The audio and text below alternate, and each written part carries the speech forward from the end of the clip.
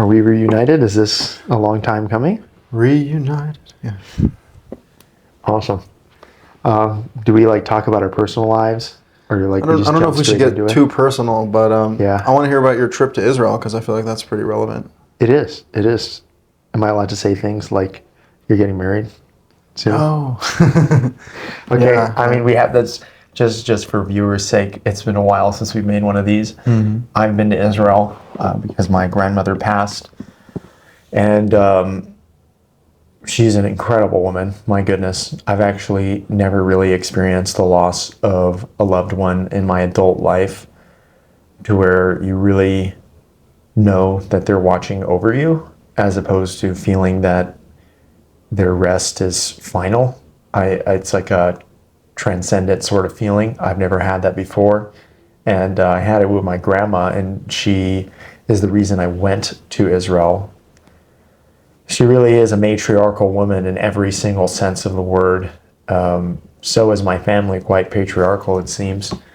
And I'd be happy to keep up that sort of way of living. I think it's awesome, but it's all surrounding the Torah, it's all surrounding the Bible, and the land of Israel is certainly a holy land, and its significance is not only seen historically through the amazing monuments that exist there that are thousands of years old, but it's also felt, and it's an indescribable feeling. But if you had to describe it, you would just call it holiness, and perhaps you would even call it the Spirit of God. And I had a wonderful 7 to 10 day trip. My most intense experience was to visit the old city, and I had a Muslim tour guide who offered himself immediately at the front gate. His name was Abraham. He was incredible, and his sons, in addition to his nephews and his cousins, all seem to work on the same floor, opening their own shops. But he has been in Jerusalem, walking those streets, being a tour guide for over 40 years. And he grew up there in the streets, apparently as a extremely poor child from a family of a man who had something like 14 or 17 kids, and he was on the younger side. And he said that he learned about business on the day that he saw a man throw a falafel sandwich when they were so poor that he was sick to his stomach with starvation. And he was salivating looking at this man eat his sandwich, and then the man saw somebody he didn't like, and they kind of cursed at him, and he threw the sandwich, and the sandwich hit the floor. And he just ran over and he picked up the sandwich, and he told himself, never again am I going to be starving or poor. And never again was he. It was pretty awesome. And the guy really showed his wealth and his knowledge to me over the course of almost a 4-hour tour. He really liked me. I was there with Naftali, and he said that he really liked us, and he wanted to even show us outside the city. And I asked him every question that could come to mind, and I can tell you my conclusion by the end of the whole thing. But I can unpack my Israel trip a little bit more. I would perhaps start with, I arrived in Ashdod, and again, the streets are very safe. You don't feel that you're at harm. There are children, young children, skateboarding and playing at the parks past midnight, and there's a good amount of them, and they're able to kind of go in and out of their homes being children. They're definitely not as wired into the phones, the technology are far more present there. And the kids are just having fun. Again, here in Los Angeles, you have people on their apps learning about crime everywhere, and they're just freaking out in their bedroom or in their job, calling everybody, stay in, right? And you just have that sort of life and culture. Obviously, I would say that it's majority Jewish, Israeli.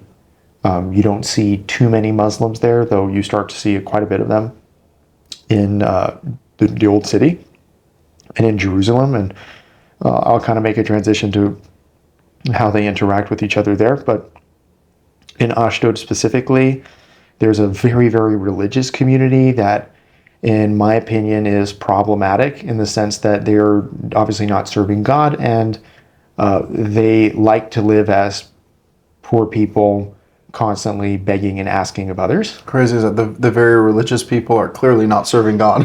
No, that's for sure, by the way. They're for sure not serving God. And I didn't spend much time there, but I did go into a little shul because my cousin wanted me to join him for a mincha prayer, because it was a commitment that he made since the passing of my grandmother. He was going to pray 3 times a day. And I went to this little shed. It was literally a shed, and I was in a tank top and shorts because it's super hot outside, and I don't wear my kippah. I wear my tzitzit. I wrap my tefillin in the morning, so I sort of fulfill that instantly during the day. And I wear my tzitzit whenever I can, but if it's 100 degrees outside, I'm not going to do that unless I feel that I'm in some sort of spiritually unclean place, in which case I want that extra form of protection, but typically that's how I dress. And the religious beggar is the best way to describe him, was obviously spending his whole day with all these other religious beggars, by the way, in this shed, this dirty shed, praying 3 times a day, yelling at me in Hebrew to put on a kippah and a tefillin, and I was happy to do so just to amend them. Really just to please my cousin was the whole reason I was there in the first place. I find communal prayer to be one of the greatest disasters that have ever hit mankind. Especially not to mention, it's not a helpful form of communal prayer. No, rambling off of a prayer book is that's not communal prayer. I mean, communal prayer would be a group of people maybe even singing together or praying together. Well, if you're an addict that's addicted to heroin or meth or any hard drug that you can think of, you're probably going to about 1 AA meeting a day. It's essentially communal prayer. At best, maybe 2, right? And they're shorter than the actual religious ceremonies are. You get to talk and share. You get to talk and share, so you actually get to interact. And part of the 12 steps is to actually meditate and to pray itself. Those 2 are the same thing. So there is a way where you can actually pray in your own home, and that would be encouraged, right? As opposed to in the religious institutions, if it's done anywhere outside of the shul or the temple or the church, then it's not a valid form of prayer. And they control what is and what isn't a valid form of prayer, as if it's even documented as a commandment from God. But, we'll move past that to the fact that in Ashdod, I got to see that they don't live well when it comes to the religious, and they certainly don't represent God. Yet, there are people who are keeping the Shabbat and kosher, and they put God in the forefront of their mind, and I see that as a totality in Ashdod. Not to mention that the females are dressed very well. There is modest and immodest people, and it seems more accepted to be modest as a typical way of dressing. You don't have to be like Haredi, not to mention that the actual percentage of Haredi Jews in Israel is 5% or something like that. It's very small. It's higher than that. No, the Haredi specifically. The religious Jews take up maybe 20%, 50% of Israel claim to follow Judaism at all, and the other 50% are completely secular, which is a nice way to transition, really, because I'm kind of over Ashdod. Not that you can see Gaza, actually, it's right next to from Ashdod if you climb a mountain. And did you see it? You could even see the Jordan. I mean, I can't see any of the destruction or anything, but I see where the general land is. I mean, I'm kind of talking about it like this so people can get an idea of where these things really are. If you're in Ashdod in Israel, which you can see a lot of it literally by running around. In order to get my workouts, I would do 8, 9, 10 mile runs and go see what was going on. And you're kind of like hitting like borders already. You know, like you could take a helicopter and go through all of Israel in like a matter of hours if you felt like it. And again, like significant places, like the Jordan, for example, like you can literally see it from Ashdod.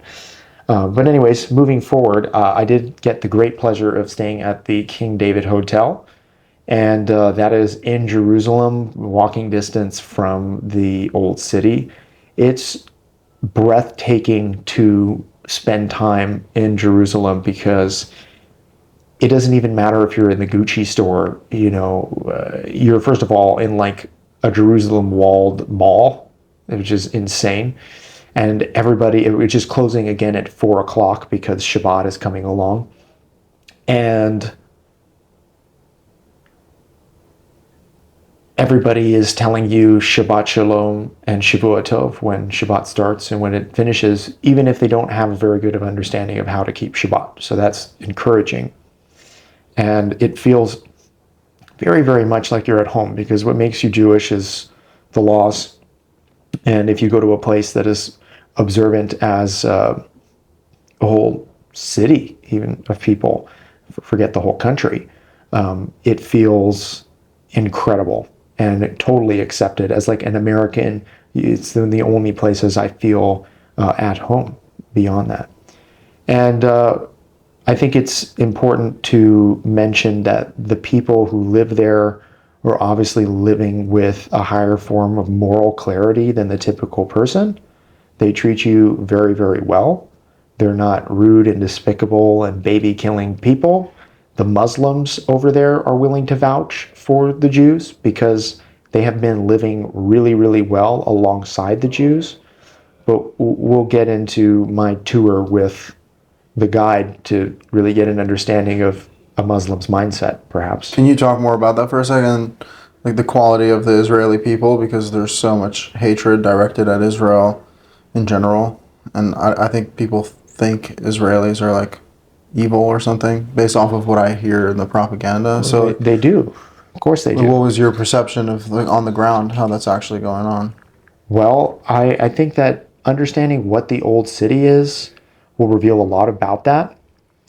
I mean, Israel is a Jewish state, right? And it's mostly filled with Jews and Israelis.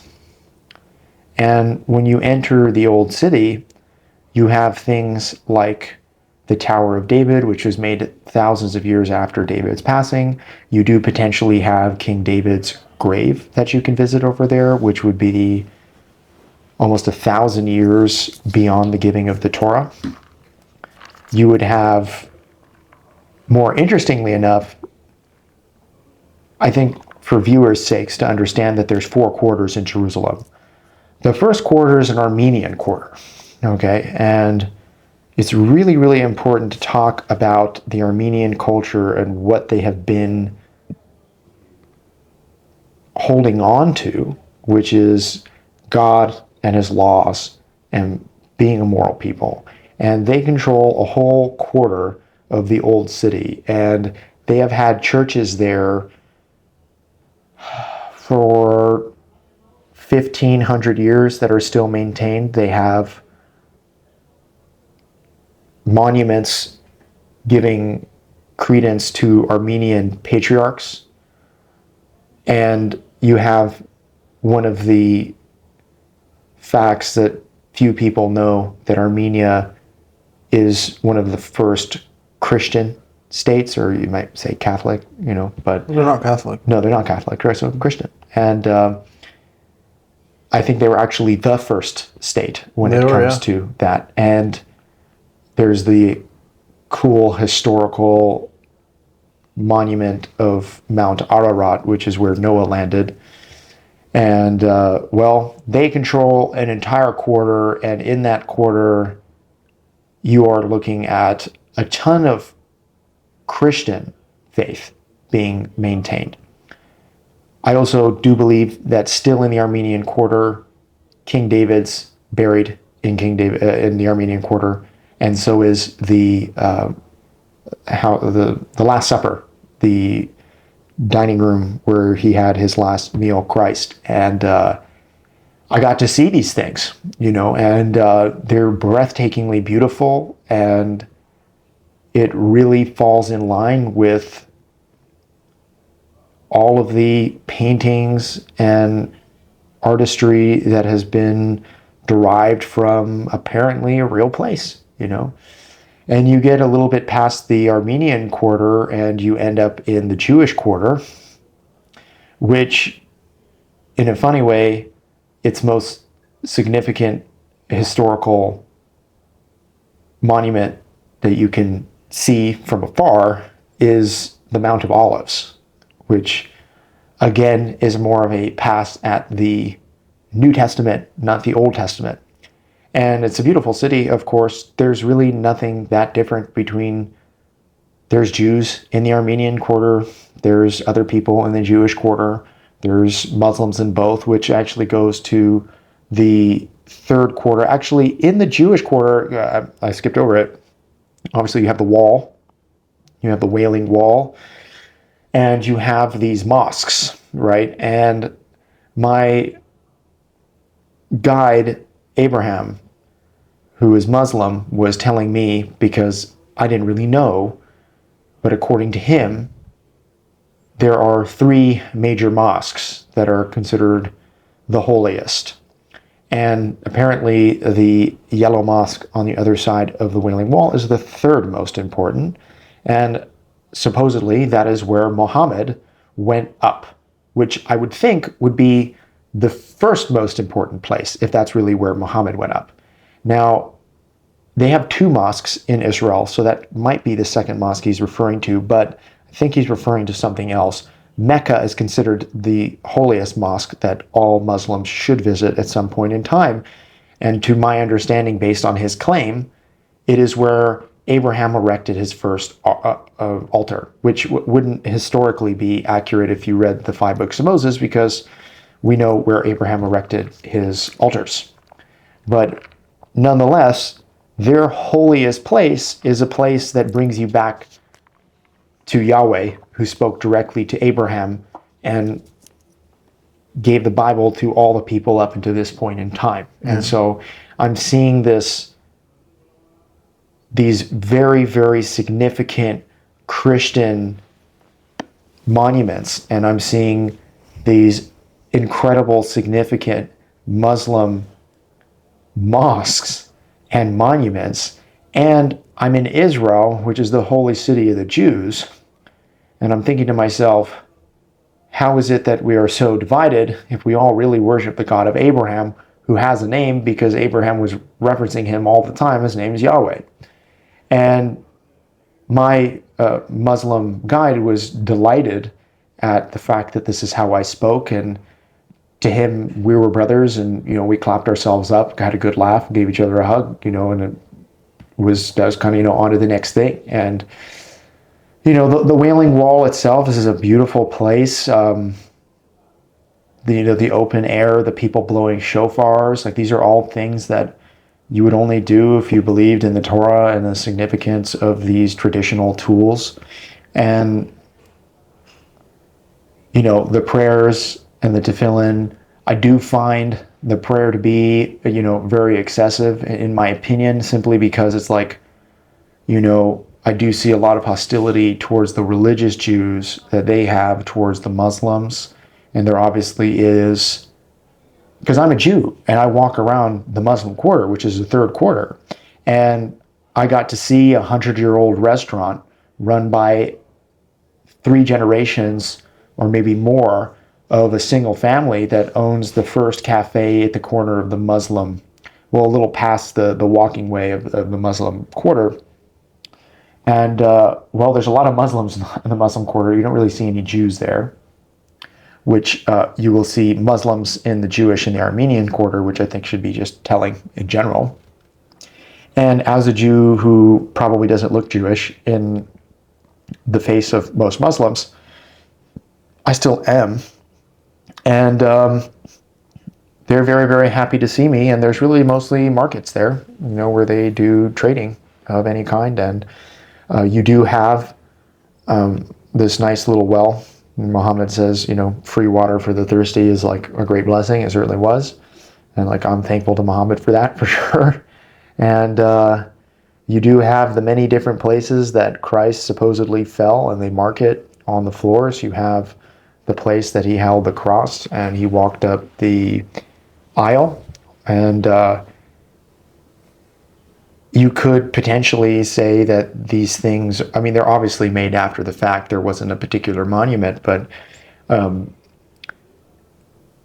when you go there, it really starts to feel real, which comes into the finale of potentially where Christ was killed, where Christ was buried, where Christ was resurrected, where Christ was taken off the cross. And you have thousands of years of people maintaining whatever that event is, still being maintained up until this point. And you see a people that are all trying to worship God. Like, there is, from the eyes of Christians, Muslims, and Jews, only one God. So if we're all worshiping, why can we not worship together? And actually, they're all clear enough to say that we really are worshiping the God of Abraham, which means we're also worshiping the same God quite literally. And I think it's important for people to understand, as Christians who are hating towards Jews, when asked the question, especially because wasn't it referenced in that podcast with the Fox News guy and Ted Cruz? Yeah. Tucker Carlson and Ted Cruz. And then he kept asking him this question, like, what is your allegiance to Israel as an idea? And he's like trying to reference the Bible. And it's like, well, how about the obvious one? Your God is a Jew. Your God is a Jew. He was born in Israel. He died in Israel. He spread his law in Israel, doing what God asked him to be, which was teach the decrees and ordinances that are written in the 5 books, as he references the 5 books, for all people to follow. And he is the later story to a full culmination of stories and potentially true history that is documented in what we call the Bible. And, I was invited to actually go into the burial place of Christ. And what I had to say, because I'm seeing all this stuff, is that, I don't believe that you're God, but I believe that you're a beloved of God. And for that, I'm thankful, and basically walked out. And so they only let you in, right? They only let me in. Yeah, that was interesting. I got to have an intimate moment there. And in the cave. Yeah, well, it's a very beautiful place, by the way. The architecture and the maintenance of the Christian places totally outweigh the architecture and the maintenance of the Jewish places. But really, at the end of the day, they're all a Jewish place. We're in the old city of Jerusalem, and it's just important to note that everybody continuously wants to maintain this invisible land on the map that you couldn't even find if it wasn't like Find Waldo, And we want to point all of our fingers and hate towards this country that, in my opinion, is living a lot better even than the U.S. And I found going to Tel Aviv, for example, which is known for being a heavily populated homosexual area, that as somebody who lives in Los Angeles, there really aren't that many more homosexuals, if actually there's probably less in Tel Aviv than there are in Los Angeles. I mean, the pure size, I think, would obviously differentiate the numbers, but I think even possibly in percentage. And they live really well there. They live like Americans. They live like That's honestly what they live like. And first of all, for all the people who believe that Israel is controlling the world and it has the U.S. on its pocket, like, go see the basically third world country that Israel is. Okay, go see as an American citizen the tiny speck on the map that has the United States of America in its pocket. Yeah. Okay? No, they're struggling out there, clearly. Oh, of course, but in no way does it compare to the power of the United States. Of course not. Not at all. And they live really well. If anything, I felt that Israel is negatively affected by the U.S. because they are maintaining their moral values when the United States is completely dissolving its moral values, which is what it was built on. And it makes me sad as an American who loves his home, that raised him to be a God-fearing man, that we have lost out on all the things that have made us great and allowed our country to come together in the first place. Mm. And, when you see all of these incredible monuments and you see Jews, Muslims, and Christians all living very well together, even during a time of war. Remember, in Jerusalem, there's a huge Palestinian town. It's like, you almost want to call it a city. It's so big. There's millions of Palestinians There's millions in Israel. of them, and they're willing to admit, and first of all, it doesn't even matter if they're willing to admit it or not. The Palestinians have been living better with the Israelis in the land because it became a huge historic monument again. Like, we understand that COVID ruined the whole place. Everybody started suffering because this used to be a place that people from all over the world wanted to come see and visit, and they had essentially the same values as the U.S.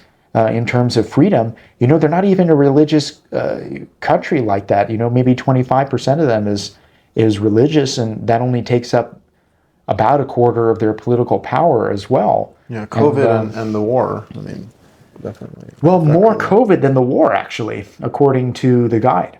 Yeah. He said that those were the worst years. And that's why he was very hungry to get in a sale, which he certainly made. And I was happy to help with that. He gave me wonderful things and an experience that was far more expensive than what he charged me. And, I had the great fortune to stay in the King David Hotel, which is, I suppose, honestly, a historic monument for a terrorist attack from Ben Gurion to essentially gain the land, where he literally blew up the hotel. But he's also the same guy that has maintained it and allowed the country to come together. From the eyes of a lot of Israelis, it's a freedom act, not a terrorist act, right? And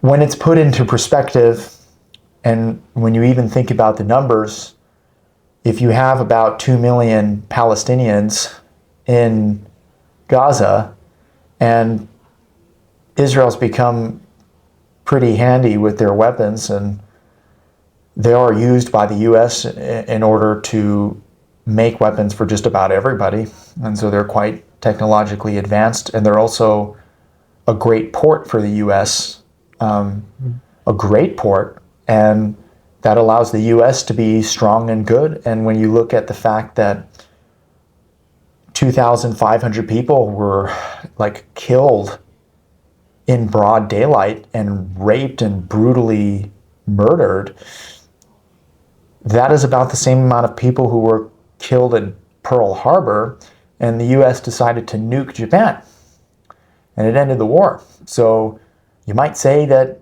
well, they do say that what they're doing in Gaza is worse than a nuke, right?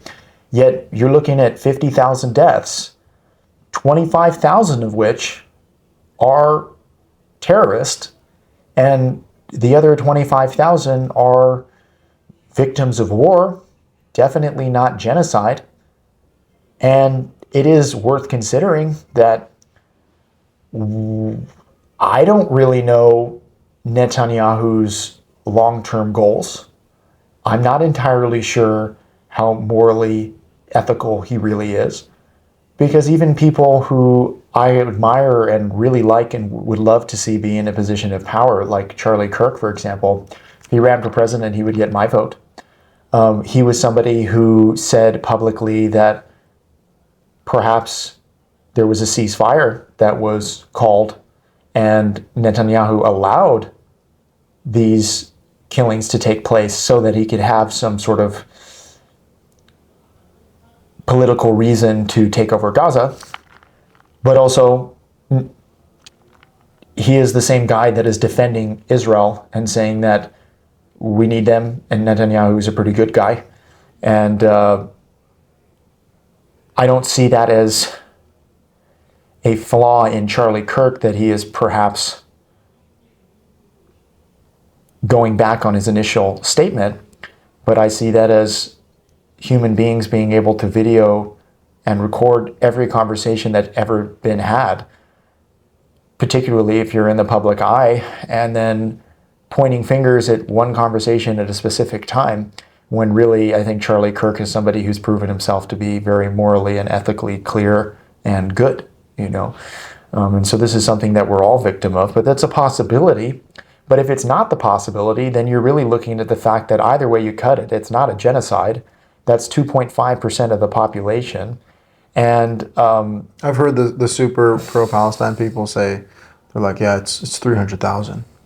Well, that's the thing is, even 300,000, Out of 2 would it million. be enough of a percentage? Not that a genocide is a percentage-based calculation. It's not. But that's not what they're doing. Because if they wanted to kill everybody in Gaza, they would be getting the same sort of shit that they're getting now for it.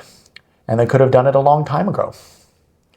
Yeah. Not to mention that I think bordering we have to countries, see what their long-term goal is. You know, like if they're actually going to forcefully remove everyone from Gaza, that would kind of reveal what their plans were. But again, it's extremely complex because, as far as I understand, and maybe it's a very naive statement, it probably is, but like what you're describing, even just with your interaction with that Muslim man, Ibrahim, right?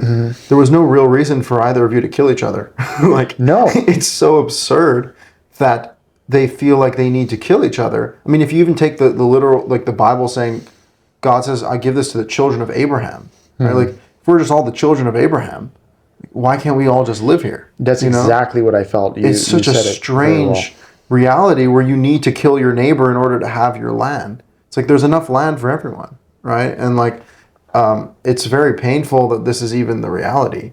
You know, I don't mean to sound like a fucking hippie, but like, how the hell does this happen? That like you can have you and Ibrahim shaking hands and hugging and bonding over the shared history. At the same time, you have, you know, people on frontline combat killing each other's children. It's like, it's too disastrous. And again, like for what? Oh, so we call this piece of land Palestine and this piece of land Israel. It's like, this is all just one piece of land. And actually, biblically, it should be called Israel because it's given to the children of Israel. But sojourners are allowed to live in Israel. Not everyone in Israel has to be a native Jew. So this land is open for people to live as long as they follow the laws of the Torah. I just think the Torah has the best standard for this. And that's why I wanted to ask you, because you've been very praiseworthy of the Israelis, and I'm happy about that because they get so much hate, it like hurts my heart. Because at the end of the day, they're my people, even though, you know, I understand where a lot of the frustration with the Jewish people comes from because I share it, even as a Jew. People would call me a self-hating Jew. I just think it's called being honest. But at the end of the day, what do you think Israel maybe could improve on to help with this situation? Well, there's one thing that was pretty clear to me, and I think it gets summed up in a particular story, because this sort of interaction really happens everywhere, which is when I was at the King David Hotel, all the workers are either Muslim or they're Jewish, and they're mostly Muslim over there, and they're the happiest people you've ever seen with some of the best qualities you've ever seen in your life. I've never been treated so well by anybody. So if you want to talk about people who are very, very happy to do what they do and also couldn't be more delighted to serve, which, by the way, is a biblical frame of mind, is that we are all in service to God and to each other, and that is through the observance of the commandments which God put down. Now, the story that I'm going to recount comes from an Argentinian girl who was working on Shabbat, which is a direct prohibition against Shabbat, which the people there are very aware of. Yet she is working, and in order to take down the order that we were getting from the kitchen, was, sorry, I can't write it down because I'm trying to keep the Shabbat, right? Yeah, so she can work, but she can't break a rabbinic commandment. And I had the great pleasure of being given the tour to see the roof of the King David Hotel, which I didn't even know was an option, but they gave me a tour up there, and I was alone, and I got to enjoy the end of my Shabbat overlooking the beautiful city. And the girl who took me upstairs and let me just hang out there did give me a bit of a tour of what was happening upstairs initially, and I decided to ask her if she was observant or not, because she was clearly Jewish, and she said, "No, I'm working on Shabbat." And then I decided to tell her, well, that Argentinian Jewish girl downstairs said that she was keeping Shabbat, and that she couldn't write on Shabbat. And so that's why I figured I'd ask you the question too, just to see if there was any redundancy there. And the Israeli girl like paused, and she looked frustrated, and she wanted to communicate why it is that that girl said that, but she herself didn't have the knowledge to do it. And my response to her, to kind of just make her not feel any stress because she doesn't need to be, was, it's all right. The rabbis confuse everything. And she went, yeah, and then went on with her tour and talking to me and enjoying each other's company. It's the confusion of the law. And it is the confusion of the law. The small percentage, everybody in Israel, secular or religious, they know about God, and they know about the Bible, and they know what the people is all about. And they actually come from all over the world in order to come live in Israel and to make Aliyah in Israel, because the Torah as a concept is true, and the people are significant, and those who want to be holy come to the holy city. Mm. And that is great. That is great from my standpoint. I want more of these values all over the world. Back when I was 19 and I saw Israel for the first time, I felt that the United States of America was more holy than the old city was, and how the people were acting over there. But as things have changed quite clearly over COVID and through a dissipation of values in the US, I feel quite the opposite. And I think that the war has caused the people to lean more into their skin, and they're trying to figure out why it is that we're all there. But the quarter of the political power, which is essentially Orthodox Jewish people, have completely plagued the minds of all Jews to follow Judaism correctly. Yeah. They think if they want to follow Judaism correctly, they have to go to the Orthodox. And that's especially powerful in Israel. Like Israel, in Israel, they all that's the Orthodox. The political power. They actually, yes, their political power and religious power. They have the authority over the courts, over the conversion, over the marriage. And ultimately in Israel, if people want to do tshuva, as they call it, right, to like become more religious, they go to the Orthodox. And as which, you said, like I was saying, are the poor and the dumb. Yeah. And they're completely unrepresentative of God, because they simply couldn't tell you what the commandments are and are not.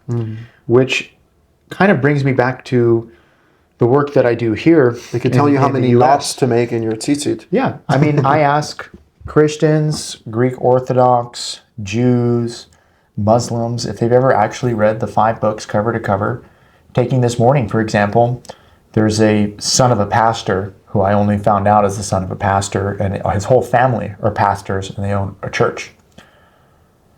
I told him about what we do at the faith meetings to empower people to have a belief in God and to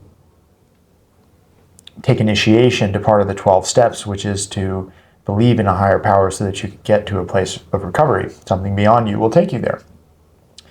And the way that I approach it at my meetings is to teach people the 5 books of Moses. And I just told him that simply. He said, what is the 5 books of Moses? And so after the fact, I find out that he's the son of a pastor, and that I asked him if he ever read the Bible. And he said, yes, I have read the Bible. You know, like point in case here, like, I'm like, well, I'm sorry to tell you, but what you're saying is very contradictory, because the beginning of the Bible is the 5 books of Moses.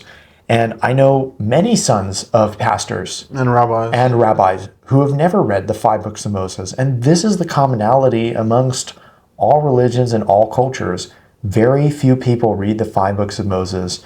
And it's, to quote David's Psalm, it's Psalm 11, that what are the righteous if we are foundationless, right? And we are foundationless as a people, and we're scraping together. We know God. God is more visceral than the Torah and the literature. God is more real than books and words. And we as a people who feel that connection globally, not even as Jews, like there's an undescribable sensation that other people have towards loving Jews, for example, right? And they're usually Or hating Jews for that or matter. hating Jews, yeah, which I think would point to some sort of significance toward these people, because if all of this like spiritual heebie-jeebiness doesn't exist, then why is there all of this hatred towards the people? And you could say perhaps it's a cultural reason. Yet, like in the United States, for example, we are culturally religious, but we're not politically religious. And the numbers of that used to be much, much higher. Like take Armenia, for example. They're like 95% Christian, and if you ask about 67% of the people there, they are absolutely without a shred of doubt, they believe that God is real, right? Yeah, crazy. I just met an Armenian man yesterday. He's like, my whole life I walk with God. God. And I was like, Yeah, and I can say from personal experience that people who treat their neighbors well, people who have virgin daughters, who maintain purity, who live in a lot of wealth, strength, and power, and even beauty, are the Armenian people who have culturally affected all cultures, including like French architecture, basically creating France in a lot of different ways because they're an older religion. Charles Aznavour. There you go, Charles Aznavour, great legend. And you know, this is like history that not a lot of people know about. You know, and honestly, beyond the discussion of Israel, I feel that these things are more related to what's going on in the world and my concerns, which I'd be happy to get out with you now over the course of this podcast, which are the obscene amount of abortions that have been taking place every single year. Now, you know, I've heard a statistic that there's been 900,000 deaths since 1997 till present day when it comes to abortions. 900,000? 900,000. I'm pretty sure the number is global. Way right? more. It's more than 900. I'm sorry. I meant to say million? 900 million. Yeah. I meant to say 900 million. Yeah. And so I went and I looked up on 70 genocides. Yeah, no, absolutely. I went and I looked up. I mean, by the way, the claim is that that's a third of the population that was supposed to be born. So you already have a third of the population that was never born. You could potentially use the words killed off if you wanted to. They're somewhat interchangeable. And you have a direct correlation to promiscuity and a changing in values that really starts 3 generations ago in the early 1900s. Because in the early 1900s, and this is a fact across the board, 80% of women were virgins on their wedding days in the early 1900s. In the 1960s, it was 20% of women were virgins on their wedding days. And nowadays, it is 5% of women are virgins on their wedding days. And if you're looking at modernity beyond the 1960s, where you have things like abortion come into play, five times less, right? Even from the 1960s, you're having a 5-time increase in promiscuity for things that the birth control pill came out, and abortion that comes during the 1997. And you're having a dystopian reality play out before your eyes. To quote the 1984, you know, the sex police, right? And these virtuoso women who hate men and they hate sex. There is an actual trend online of women screaming at losing their mind with mental illness about, I saw a man and I'm so aggravated and aggressive. I just saw him, right? And it's just starting to play out more and more, and it's hard to really grasp onto what is even going on, right? And if you just wanted to look at it within the scope of the U.S., since 1997, you're having about 20 to 30 million abortions, and within that time frame, in terms of total deaths that have taken place in the U.S., you're looking at 50, 60 million. And this is including the great chaos of COVID, where supposedly the whole world was dying. Not to mention, we're talking about decades worth of time. There's only been about 50, 60 million deaths since 97 till present day. And then you're looking at just in the US, there's 20 to 30 million that were done in abortions. These numbers are massive. That's half the amount of people that would die beyond natural causes and war and death, just all total death in the US. More than half is being unborn. And then you want to look at the fact that there is a decline in the birth rate as well, and there's fertility issues and all these other things. Those percentages look small. But in the eyes of these bigger pictures, which is just like, we're not allowing children to be born, this is astronomical stuff, and has it affected the minds of young men and young women to be in the most intense mental illness that anybody who's a front runner in mental illness has ever had to deal with, as well as the fact that there is an epidemic of 8-year-old boys who are watching one of 3 categories: gay, trans, and straight porn.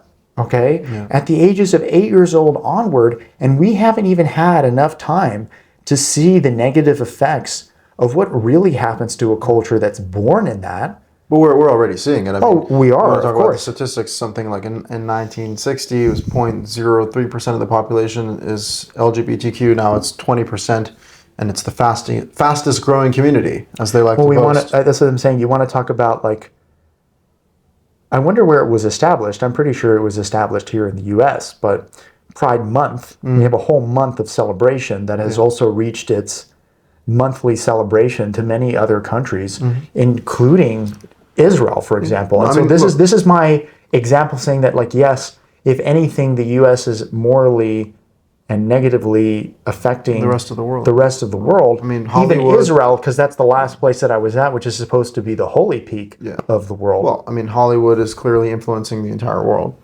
And, you say we can't know the consequences. We're already seeing the consequences. It's devastating. Like, we're seeing them, and they're getting... We really know until enough time. It's only going to get worse. Yeah, that's what I'm saying. Right. That's just what I mean by that. I mean, there's AI girlfriends. Men are willing to have relationships with AI. And look, our, like, superheroes, the greatest minds of our generation, are people like Elon Musk. Elon Musk has just came out with his Gronk AI, which took on the form of many, many horrible things. The first one, if you took off all the filters, is Mega Hitler. Okay, so that is the highest form of AI thought. The second thing is he has this chatbot, which is like, I forget what it's called, but it's a slutty anime girl. And, like, kids are interacting with it. And the way that it speaks to you when you ask it questions virtually only have to do with sexuality in every single way. Like, oh, you like my little short dress and my, like, cute little pigtails? Like, you want me to answer this question? What do you think of my ass? Right? Like, no chill at all. And Elon Musk is putting these things out there. And he wants to put what does this guy actually want? He wants to put microchips in people's heads. He wants to go to Mars, which is a empty rock up in space. When, like, you talk about Earth and what we're actually supposed to be doing and living. One of the things it says in the curses in Deuteronomy, it says you will become crazy from all the visions of your eyes. Like, everything your eyes will have to see will make you lose your mind. And that's where it's headed. It's like the mental illness, the insanity, the madness. It's just getting worse and worse. And we're seeing the visions that we're constantly bombarded with the screens and everything. Well, let's talk about the propaganda that the screens are pushing. This is important to kind of separate the truth and the lies. And one of the great lies is that the Bible is unimportant to culture and society. That is a great lie. And that it's just like any other piece of literature, and that, separation of church and state is the best possible thing that we could have done. Beyond that, I think we are looking at a lack of masculinity that exists in men that has basically erased men from existence, and the same from women, which has resulted in fatherless homes and mothers who won't take care of their children, when everybody knows that the number one factor in working in addiction, to all people who do meth and heroin and have had horrible, horrible sexual traumas put onto them as children by evil and terrible people whose sole goal in this life is to see the world burn,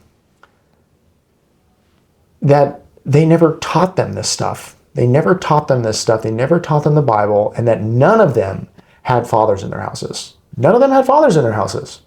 And now we have this crazy epidemic of women who are not taking care of their children. The moment that your child is born, it's not even like thrown onto your chest. It's taken out and put it into a little heating bed. And beyond that, it's given to a nanny or a babysitter. It's going to the daycare. Going to school, getting raised by the government. What is, by the way, working in the space that I'm working in, I have worked with people who have been sex trafficked. They have been sex trafficked. There's a huge, huge sex trafficking ring where really the reason to do anything so horrible in the first place is money and a desire to see the world burn. Yeah. Those two things. And even those people, the sex trafficked kids, are going to school in between their brainwashing and in between their child rape and their selling of their bodies. And we're talking about the ages of 5, 6, 7 years old, constantly having men come in and out who live here in our society, in my home. You know, you think I feel safe? Like, ultimately, I see that children can be allowed to roam the streets and women are maintaining their modesty and people are interested in keeping the Shabbat and keeping away moral degeneracy in Israel. Perhaps I would rather die in Israel or even die fighting in order to protect them, because the things that are important to me are having that in society, you know? And I really hope that Israel is not an undercover, morally decrepit country, but it doesn't seem that way to me, and I think people should know, because according to the internet, you have guys standing like this, right? What do you see here when I do this? I don't know. I don't want to expose my dirty mind. Okay, hilarious. but for real though.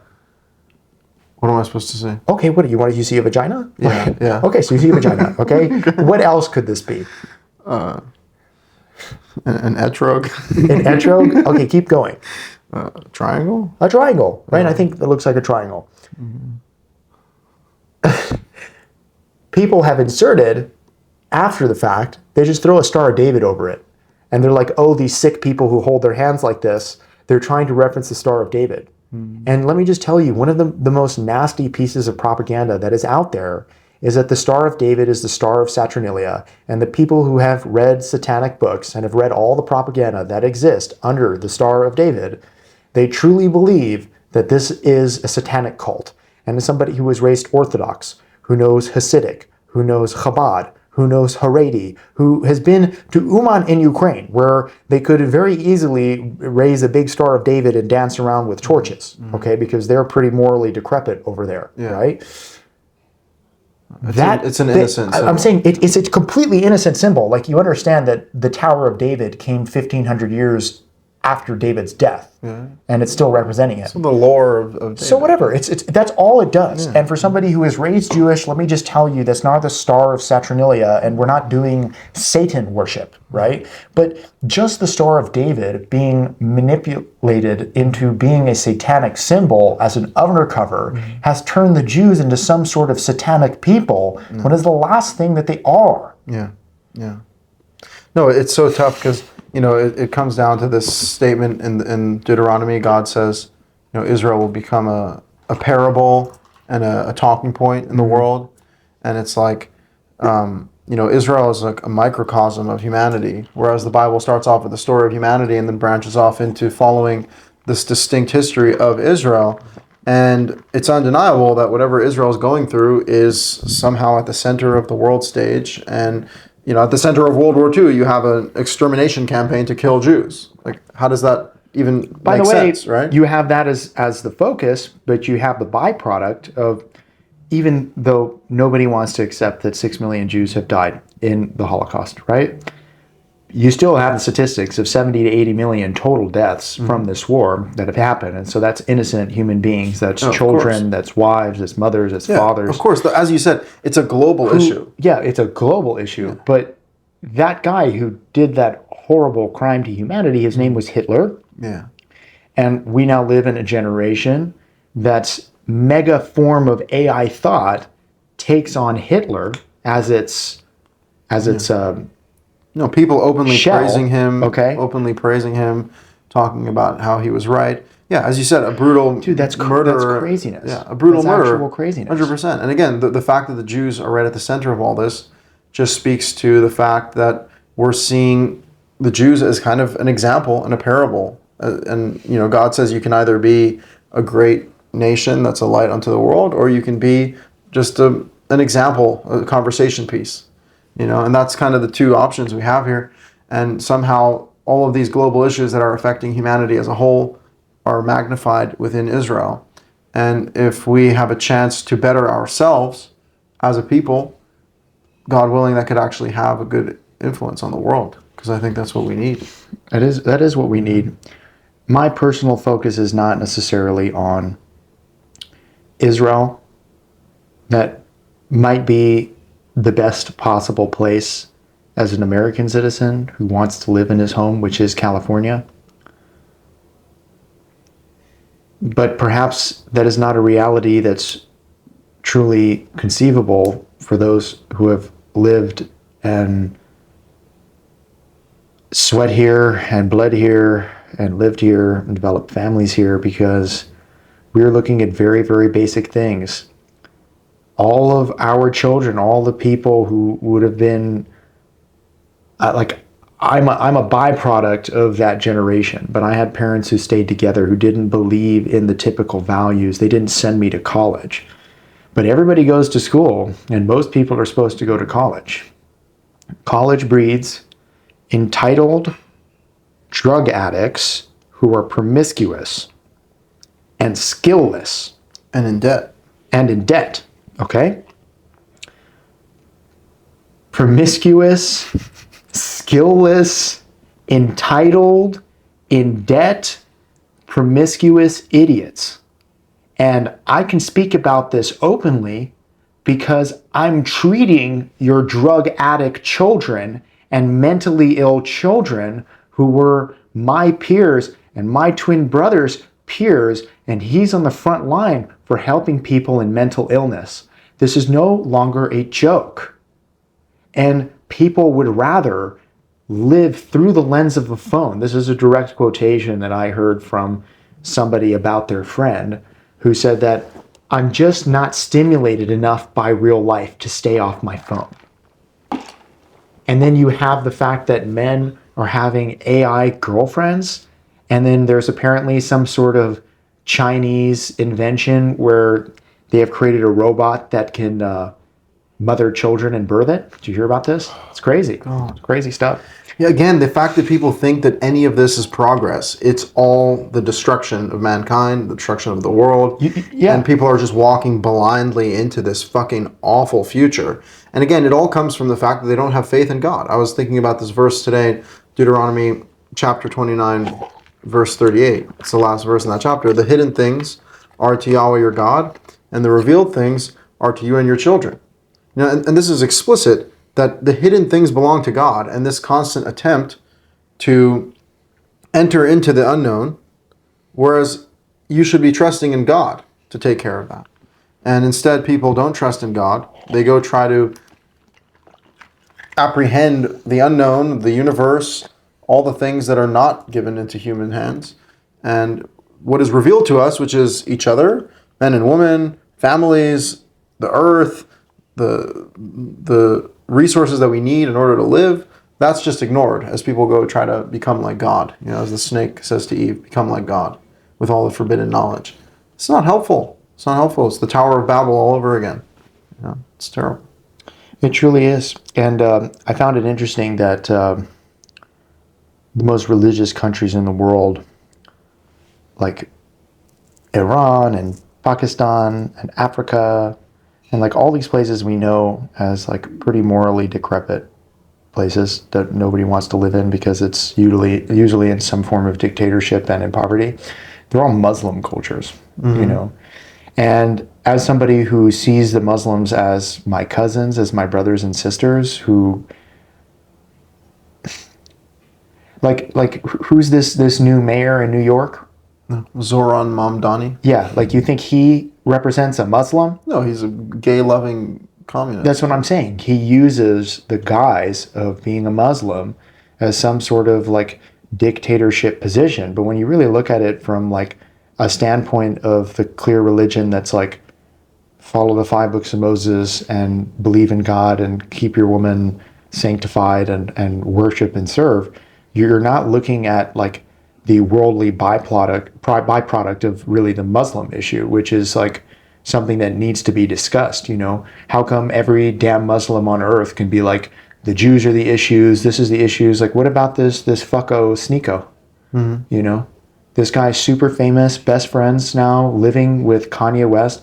I've met him personally as a narcissistic psychopath who like barged into my gym and wanted to pretend like he owned the place just because he's walking into it, you know? And I didn't even know him or any of the things that were going on. I just see him as a human being. I'm a human being. Why don't I deserve decency? And him and his like posse of crazy friends had a whole crazy day. Thank God that was finalized. But this is a guy who also thinks that the world issues are because of Jews. And he's going and he's interviewing like Orthodox Jews. Orthodox Jews are incapable of talking about the Torah and what God really wants from it because they believe in a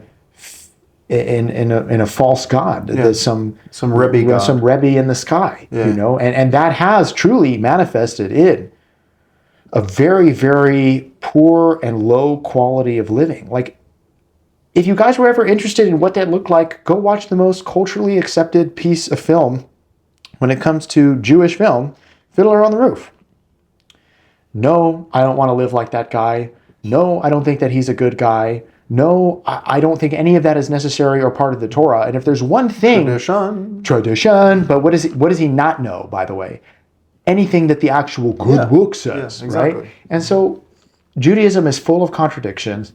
They have been following for 2,000 years. Even Yuval Noah Harari is willing to admit that for the past 2,000 years, and he uses the actual reference for 2,000 years, that the Jews have been doing something different and malicious that isn't what God actually wants, and it's embarrassing. And I identify that as not actually following the Torah, but following rabbinic Judaism. Yeah. And I think I'm that's definitely pretty not a self-hating Jew. I'm a loving Jew who wants the protection of my people and would be willing to hash out whatever it is that needs to happen with them to the very end, because that's what I am. And that's what I'm going to remain to be. And I truly hope to be seen as a good man doing God's work, serving my brothers and sisters, which are legitimately all human flesh. Like this absurd distinction in religion that doesn't allow people to live with God, who's a loving and kind God who wants to give you freedom. And it's all about freedom. Yeah. You know? One of the things I noted from my upbringing is every time the Torah says fellow, your fellow, right? In Orthodoxy, that means your fellow Jew. But it means your fellow man, right? Of course. And so the problem is in this cult, you know, your fellow is only the person who's like you. No, your fellow is your fellow man. And just as far as the fact to drive home this point that we don't disagree, you know, Jesus says not one dot or tittle from the law should be removed until it's fulfilled. And then like idiots read that and they're like, oh, well, now it's fulfilled. No. The law is a constant. It's an eternal decree. You have to always act this way. You have to always act morally. You have to always keep the 10 Commandments. You have to always keep the Sabbath. You have to always do these things. The laws in the Torah, what he's saying is not one dot or tittle should be removed from the law until you fulfill it, meaning you got to fulfill it and then fulfill it again because it's constantly needs to be fulfilled. But in their mind, you know, it's already been fulfilled. It's all gone. No, that's an incorrect reading of it, right? It's like I tell you, you better do this until it's done, right? Same thing that God told Jacob, I'll take care of you until I fulfill on all my promises. But God's promises are eternal. God's commandments are eternal. That's kind of the beauty of this. It's, as you said, even with the Jewish people, it's this never-ending story that we're constantly seeing evolve and move forward into history, and it's been to the highest heights and the lowest lows, and we're at a time where we can move the ball forward, and it needs to be moved forward in a positive direction. But unless we can come to this common foundation that we don't actually all want to kill each other, then maybe we can make this work. But otherwise, we'll just go right back into the loop of war and famine and disaster, God forbid. So, Well, just to put into perspective, we've been living with the horse and the cart for something like 5,000 years of dictated history, probably older than that, but let's just say 5,000 years. And then the 1900s hit, and then we have the internet, we have the stealth bomber, we have like invisibility cloaks, we have the cure to cancer, we have movies, right? Yeah, right. Well, the point is that like there has been a Radical crazy shift in humanity, and like we're living of the generation that every day we wake up, we just get farther and farther from our own humanity. And I wish I could quote it correctly right now, but the slogan for the 1984 book, which is what Big Brother is. Yeah, it's full of double speak. Well, it's double speak, but it's like war is peace. War is peace, right? Freedom is slavery. The inversion right? of everything. And let me just read it, just because it should be said out loud. And this is like an amazing. I might as well be a prophecy as far as I'm concerned. Well, it was. I mean, both 1984 and Brave New World were written within like 10 years of each other. And they just call out where this stuff goes when everything is controlled and technology is out of control. Freedom is slavery. Ignorance is strength. War is peace. Freedom is slavery, and ignorance is strength. That might as well be the slogan of whatever the hell is being put out on the internet right now. And as somebody who's in like the boxing industry, and the most popular thing on the internet, at least here in the U.S., is fighting sports. UFC, boxing, and all these other things. There's a desire for that violence. It's just a relabeled slave trade. That's really what it is. It's a relabeled slave trade. Gladiators. There is no difference between the gladiator world and what's going on now. It's just it's at a much larger scale now. Mm-hmm. Much larger scale. And now everybody gets to see that. Before you had to go through the Coliseum in order to go see it, right? Now you just have to watch it on your phone, and people are violence is being promoted. Violence is being promoted, and this whole idea that war is peace, slavery is freedom, and well, even people calling ignorance. I mean, people calling for Hitler to come back, which apparently, like, that's basically saying we want war, we want murder, we want disaster. Like, well, that's what they want. I mean, and I can just say from the front ends of somebody who's visited Israel and the comments that I get on my feed, it's a genocide. It's a genocide. Like if I were to just read out some of these insane things that people say, such heavy opinions. Like, what about the war in Ukraine? What about what's going on in Japan? What about all the people in sex trafficking and in slaves? Like, that wasn't worth your comment or your donation? Yeah. Again, I mean, it comes down to this obsession with Israel. Let's see a good one that shows the very empowered feminist freedom fighter, Yeah. Yeah, it's kind of funny how that's like turned into the entire news cycle. It's like people's entire career is criticizing Israel. Like, I just turn on the news and that's all they talk about again and again. Fuck Israel. Israel's evil, And it's like, listen, there's so much evil. And as you were saying, clearly you can point to the Israeli government being morally ambiguous. But also, everybody wants me to condemn Israel. Like, go visit Israel. Go see how worthy of condemnation they are. Yeah. But I like how you said, I think Naftali said this too, they're just people fighting for their survival. They really feel that way. And well, again, that's what empowers them. I love this one. Israel is an illegal, violent, terrorist, settler, colonial state founded on mass murder, theft, and violence carried out by greed by indoctrinated and genocidal psychopaths. Nice. What is this like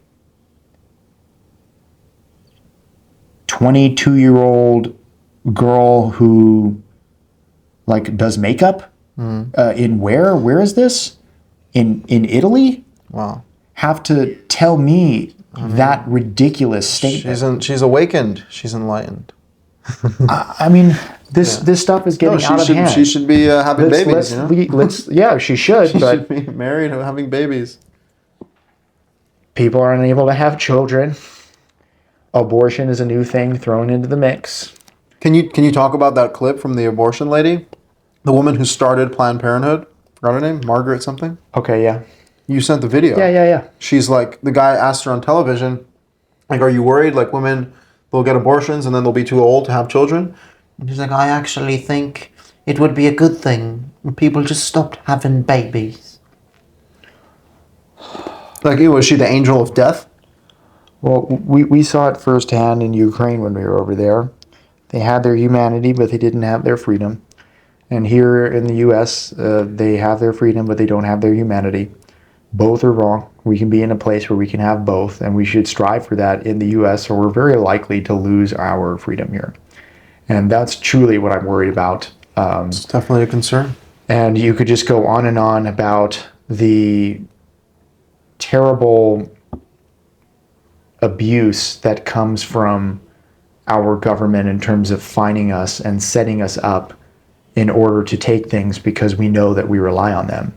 LADWP is a great example. Nobody hates them more than I do. And these fucking people literally know that you have no other alternative other than them in order to get electricity. And so they will just fine you indefinitely through any cause because you have to go through their funnel. Yeah. I mean, that's just one of the many different things that exist. The government controls you have the city, everything, you know? You have your taxes. The property tax is one of the sickest things that could possibly exist. You don't own your own land. You don't own nothing. You own nothing. You know. Well, it was good to get this one out. I'm glad I got to talk about Israel. You allowed me that space to get it out on camera. No, I wanted to do some humanization of this topic because it's too painful to just hear how much hatred there is for Israel. And like, obviously I myself would even criticize Israel, and then people get really hurt about that. And I understand it's all hurtful. And I just see the ideal as all people following God. You know, if everyone followed the Ten Commandments, there'd be no war because you wouldn't have to murder anyone. The old city is shared by Muslims, Christians, Armenians, and Jews. Peace. And they all want to say that they believe in the God of Abraham. And clearly the Jews can't do squat about how significant Christ is. You know? And he's more well-maintained there, and he's a bigger part of the old city now than anything that the Jews have done. And as a Jew who's looking at the great Christian revolution that created America through its separation of the church from a Protestant view, that is what we all need to be doing as religious people, is separate from the church and follow the law. Yeah. Right. And so they say sola scriptura, only scripture. Just read the damn book. Yeah. It's crazy. It's crazy that people refuse to acknowledge that the book is readable, and that it only matters what comes from the mouth of God.